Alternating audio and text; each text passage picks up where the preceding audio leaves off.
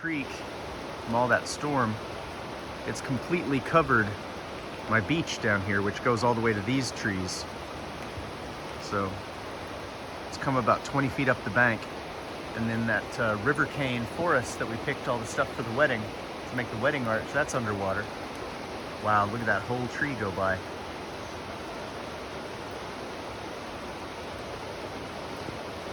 I saw a trough go by a second ago. So far, no bodies or animals. This is the highest I've seen it since we moved back out here.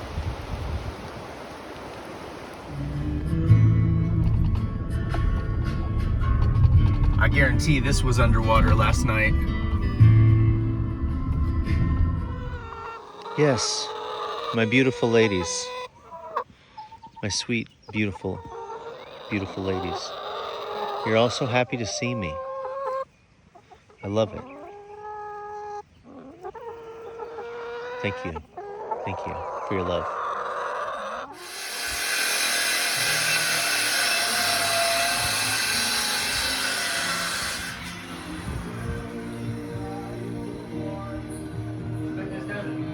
Uncle Jake's Gotel.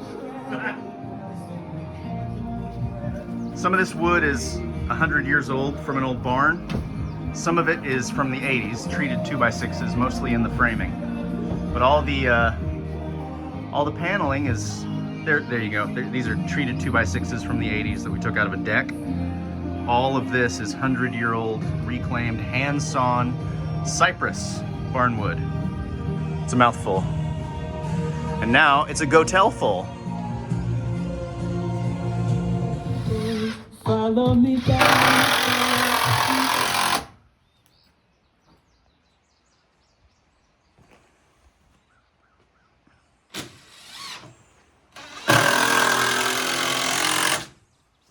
I love how all these clips cut together when you and I build, because it looks like you're just doing everything while I film. Let me assure you, it has been a 50-50 operation.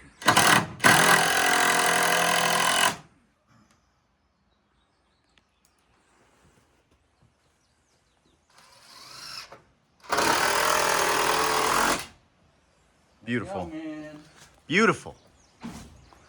yeah, I'll come out and do doors and windows later. A nice goat door will go there. That's actually quite a massive goat door. Yeah, for massive goats.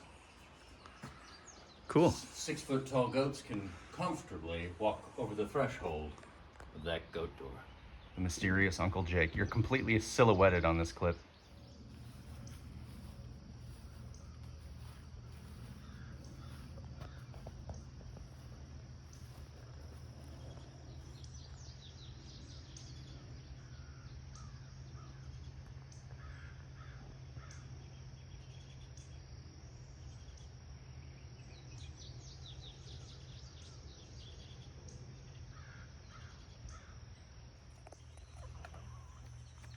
This is Baby Boy's summer house.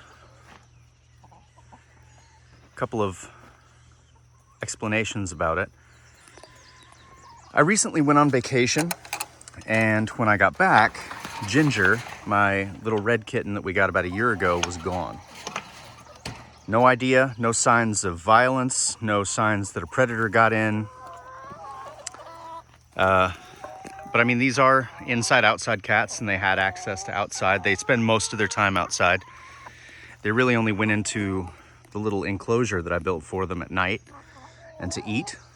But when I got back, not only was Ginger gone, but Baby Boy refused.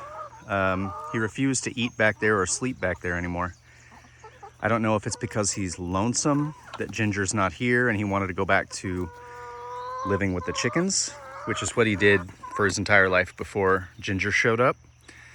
Or if something happened back there and he was afraid of that spot now, I don't know. But he was spending all of his time since I've gotten back out here with the chickens, either sleeping on top of their chicken tractor or underneath the wagon. So I wanted a place to be able to feed him out here that was relatively safe from these girls. And I also really love being creative and improvisational with my carpentry. So what I tasked myself with is I took my collection of wood cutoffs and I said, build Baby Boy a house out here, utilizing the existing infrastructure which in this case was the western end of this gate. So a 4x4 and a 2x4 that's held up with a T-post. So utilize that existing infrastructure and don't make any cuts. And there is a caveat to that. I did make some cuts, which I will explain. But for the most part, I was using scrap pieces as they were. No reshaping, no shortening, no lengthening, no cuts.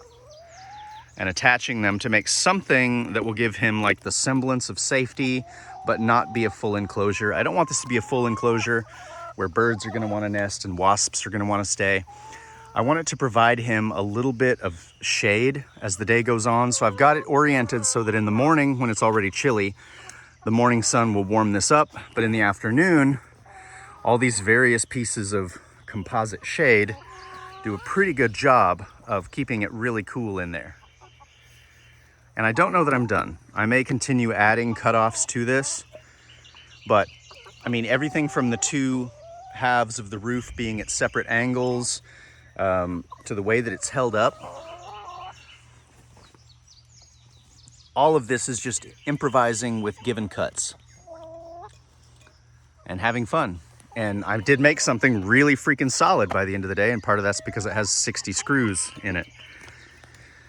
Now the caveat, the cuts I did make, I went ahead and sawed across the front of this because all of these floor planks were various different lengths, and I didn't want that to negatively impede Baby Boy's ability to get in the structure.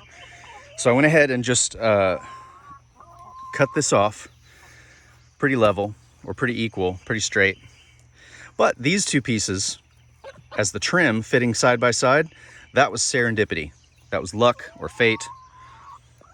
But I didn't cut either one of those pieces. I just happen to have both of them and they fit just like that. So yeah, it's solid, it's ugly. I think it's a little bit avant-garde, but it's functional, at least now. And I may continue to add pieces to it. This is Baby Boy's summer house, and until I came up here creeping around with a camera, he was in here surveying his kingdom and his many queens and having breakfast. So yeah, it's fun. Try to build something out of your scrap piles sometime without making cuts. I'm pretty pleased with where this is at now. Let me show you the other side. This is the eastern facing side, and he's got one step as well as a series of steps that were already there for him to get back and forth over this gate. But what I see is him choosing to go up this way, where he'll jump here, and go into his house like that, rather than on his food bucket and up that way. And so far the chickens, well, they could probably just fly out of here if they wanted to. They don't. They love it here. And they also haven't figured out how to get up into his house, or maybe they don't have any interest. That's what it looks like from the front.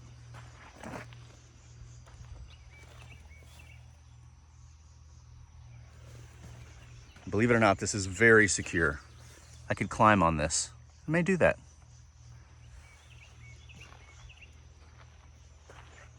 Baby Boy's summer house. I am still holding out hope that Ginger is just on an extended walkabout, and that he will come back eventually.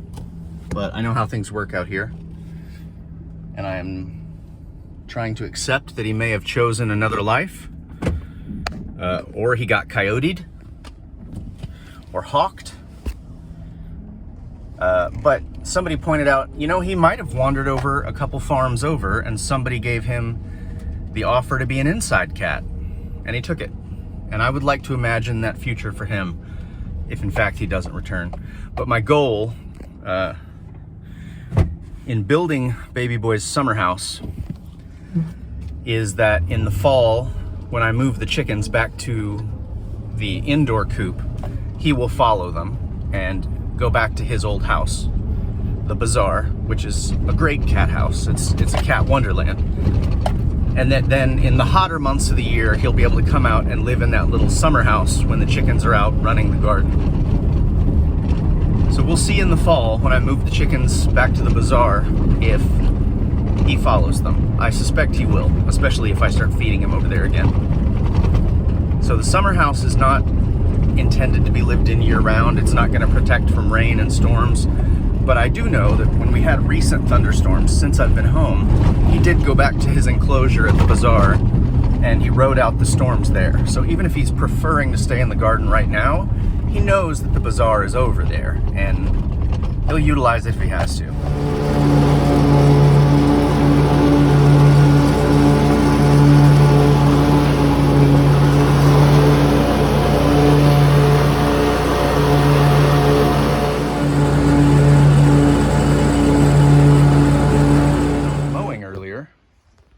I ran over this little section of ancient tarp, which of course got all wound up and wrapped up around the like the spindle of the lawnmower blade and rendered it completely useless.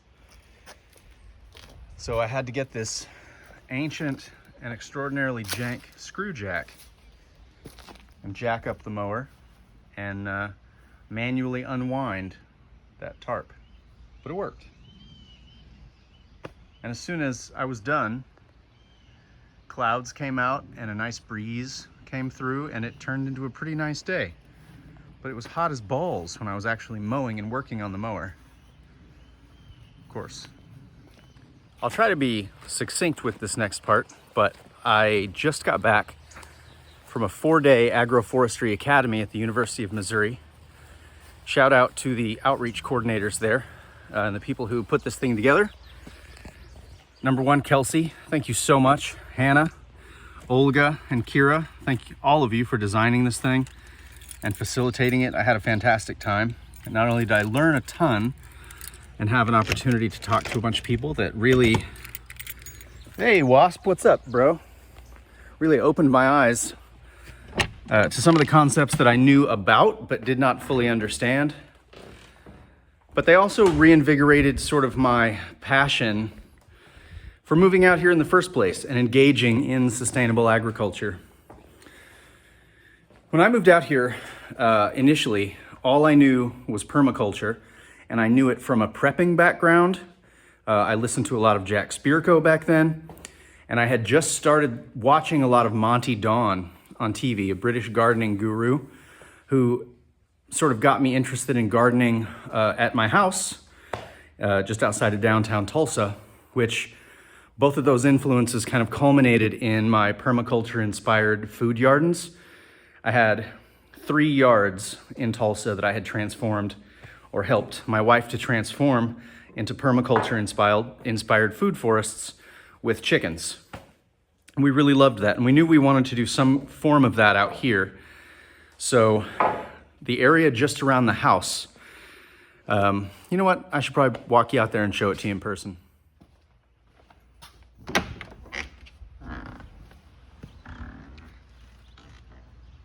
So one of the conversations we had at Agroforestry Academy was the difference between a small farm and a homestead. And what we kind of settled on is that a small farm creates produce with the intention of it leaving the farm, either going to a farmer's market or being sold wholesale or whatever. The produce is intended to leave the farm and be transmuted into currency. Whereas the intention of a homestead is primarily to nourish the people that live on the homestead. And that would include livestock. So I always knew that homesteading is more akin to my heart than running a small farm. And I wanted to design a whimsical, permaculture-inspired, Monty Don-inspired food forest out here. And so that's what we're gonna do with this massive football field of a yard around the house. I built hundreds of feet of fence all the way around this house. A nice wide circle all the way around. And Corey and I planted 35 apple trees, 5 pear trees, a dozen blackberry bushes, probably a dozen blueberry bushes.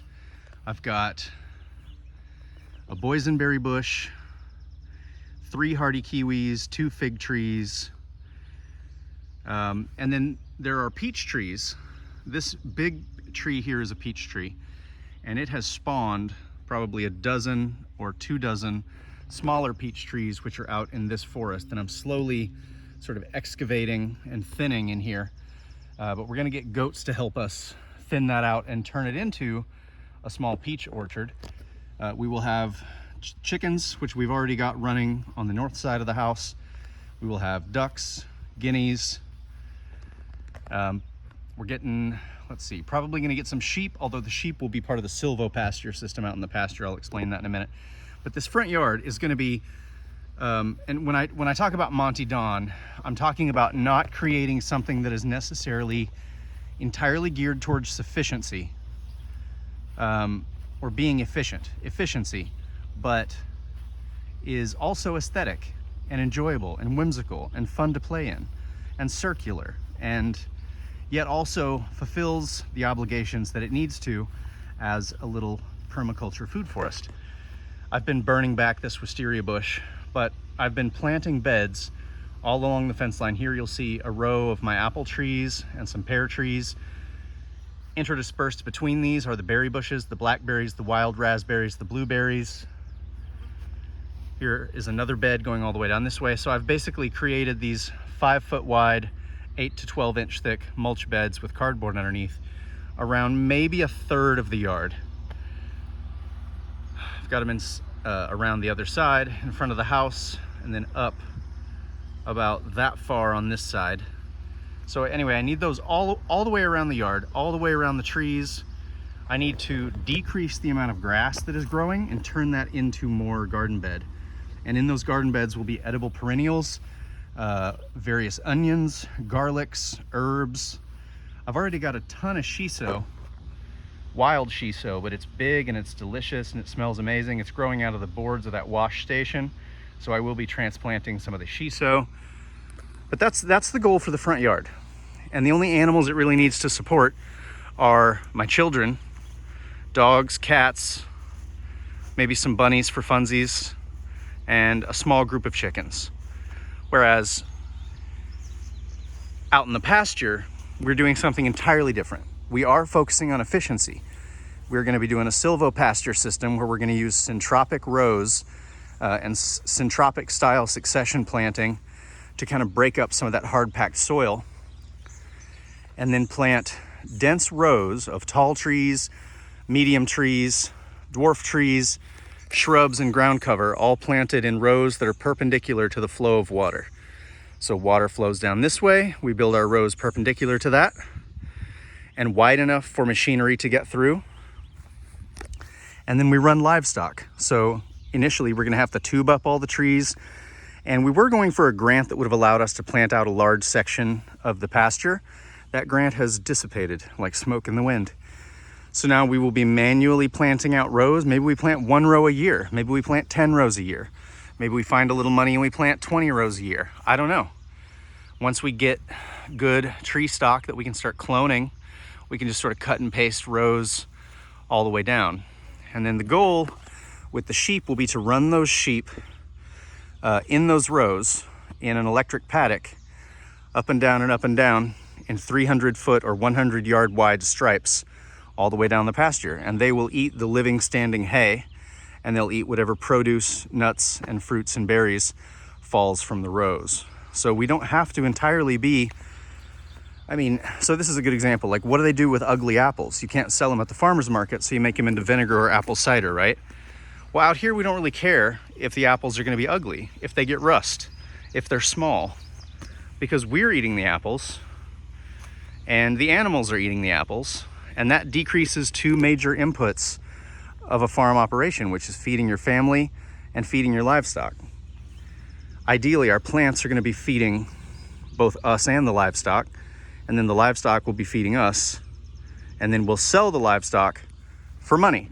And selling livestock is far easier and more profitable than trying to sell fruit or vegetables that you grow entirely organically on a silvopasture system. And we probably will open it up to you pick, or we may team up with a local restaurant who wants very specific things that we can provide. I don't know what it's going to look like. But I can tell you, I'm not going to be using any pesticides or herbicides. I'm not going to be overly concerned about whether or not my apples are pretty, because I'm still in the phases of this where I'm taking it very slowly and very intentionally. I'm learning from this as I go. I don't want to overextend myself. So yeah, I'm just playing. But we're gonna start with this front yard.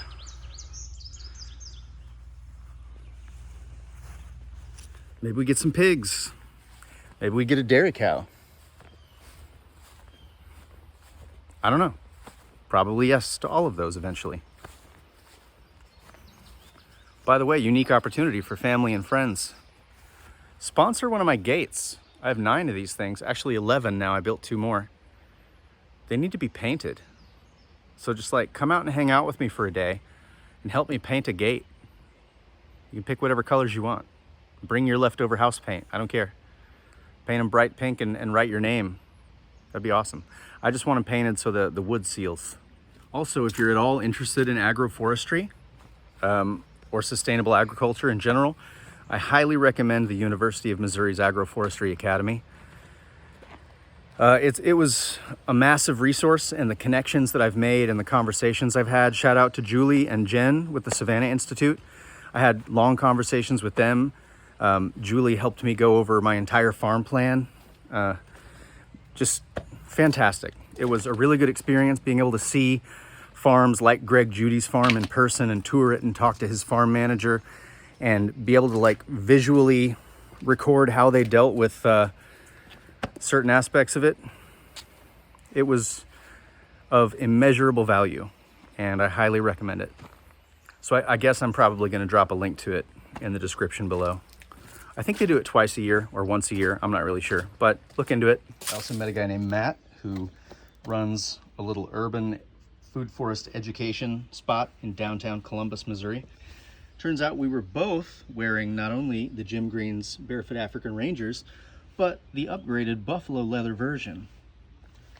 Hey Matt, slick shoes, my man. And anybody out there who is looking for a good pair of shoes, dailies that are gonna last the rest of your life, these are them. I go through on average like 2 pairs of shoes a year. By the way, they don't sponsor me. I paid full price for these. I just really dig these.